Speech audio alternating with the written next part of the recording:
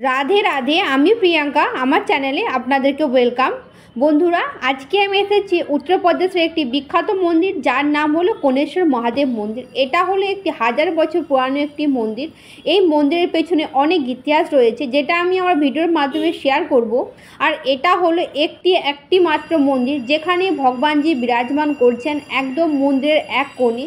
এটি হলো ভারতের একটি মন্দির যেখানে ভগবানজি বিরাজমান করছেন একটিমাত্র কোণে।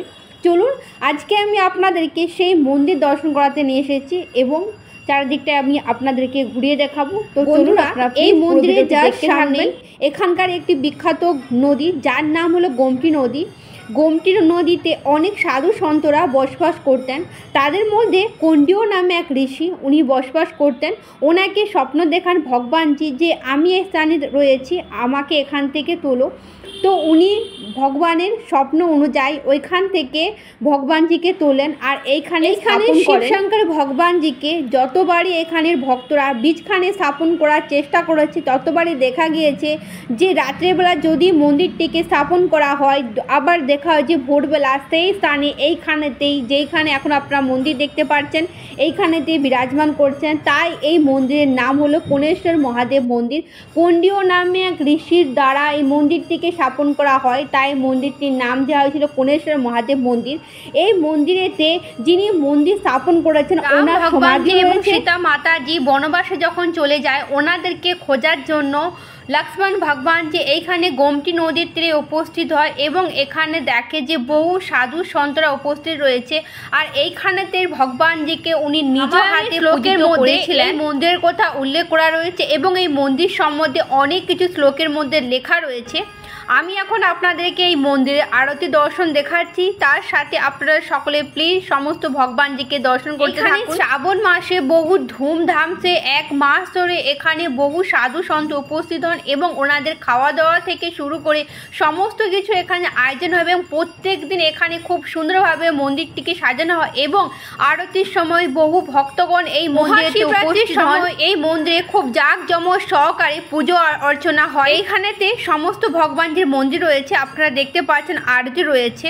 কোণেশ্বর মহাদেবজিকে যখন মাটি থেকে তোলা হয়, তখন ওনার মস্তকে সামান্য ছেদ হয়ে গিয়েছিল। এখনো সেই ছেদটি আপনারা দেখতে পেয়ে যাবেন এই মন্দিরেতে আসলে। উত্তরপ্রদেশের লখনৌর চকেতে আগেকার টাইমে মন্দিরটি খুবই ছোট আকারের ছিল, কিন্তু বর্তমানকালে এটি উত্তরপ্রদেশের সরকারের দ্বারা মন্দিরটিকে বিশাল আকারের বানানো হয়েছে। আপনারা দেখতে পাচ্ছেন এখানে খুব সুন্দর সুন্দর পাথর দিয়ে এবং মন্দিরের বাইরেও খুব সুন্দর চূড়া বানানো রয়েছে। এই মন্দিরটি উদ্ঘাটন করতে এসেছিলেন এখানের উত্তরপ্রদেশের মুখ্যমন্ত্রী জি যোগী আদিত্যনাথজি এবং রাজনাথ সিংজি। ওনারা এখানে উদ্ঘাটন করেছিলেন। মন্দিরের মধ্যে এটি হলো একটি অন্যতম প্রাচীনতম মন্দির যে এখানে বিরাজমান করছেন। সামনে রয়েছে কোণেশ্বর মহাদেবজি আর আপনারা এখন দেখতে পাচ্ছেন বহু ভক্তগণের উপস্থিত রয়েছে। প্রত্যেক দিন এই মন্দিরেতে বহু সংখ্যক এখানে শ্রদ্ধালু উপস্থিত হন। আর সামনেই এখানে মন্দিরের সম্মুখে বিরাজমান করছেন মূষকরাজজি।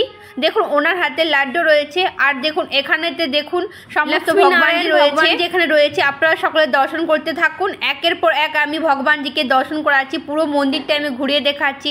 তো আপনারা সকলে সমস্ত ভগবানজিকে দর্শন করতে থাকুন। এই মন্দিরটিতে আগেকার দিনেও সাধু সন্তরা পুজো করতেন, এখনও সাধু সন্তরাই পুজো করেন এবং সাধু সন্তরা এখানে বসবাস করেন। এইখানে একজন যিনি সাধু রয়েছে, ওনার বয়স 100 বছরের উপরে হয়ে গিয়েছে, তা সত্ত্বেও উনি এখন এই মন্দিরেতে পুজো করেন। এইখানেতে উনি রয়েছে ভগবানজিও এই মন্দিরেতে এসে পুজো করে গিয়েছেন। আপনাদেরকে এই মন্দিরটি দর্শন করে কেমন লাগলো অবশ্যই কমেন্টে জানাবেন। আজকের ভিডিও যদি আপনাদেরকে ভালো লেগে থাকে তাহলে ভিডিওতে একটি লাইক দিয়ে দিবেন এবং চ্যানেলটিকে সাবস্ক্রাইব করে দিবেন। ফেসবুক থেকে দেখে থাকেন প্লিজ ফলো করে দিবেন। আমি আপনাদের জন্য উত্তরপ্রদেশের এইরকম সুন্দর সুন্দর ভিডিও নিয়ে আসবো। প্লিজ আপনারা সকলেই সাপোর্ট করবেন, তাহলে আমি আপনাদের জন্য আরো সুন্দর সুন্দর ভিডিও নিয়ে আসবো। আপনারা সকলে কমেন্টে লিখে দেবেন হর হর মহাদেব।